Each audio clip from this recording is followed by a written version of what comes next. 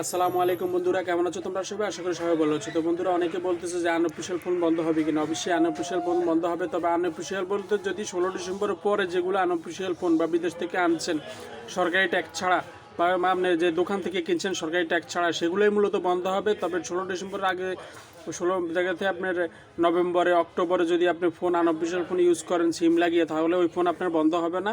16 ডিসেম্বরের পরে যে আপনার ফোনগুলো বন্ধ হবে, আর সেগুলো আপনার ইউজ করতে হলে সরকারি ট্যাক্স দিতে হবে। তবে এখন কিন্তু বন্ধ হচ্ছে না। আপনি যে ফোনটা ইউজ করতেন সেটা যদি মানে অবৈধ ফোনের কাতারেও পড়ে, সেটা কিন্তু বন্ধ হবে না। সেটা বন্ধটা হবে 2 থেকে 3 মাস পরে।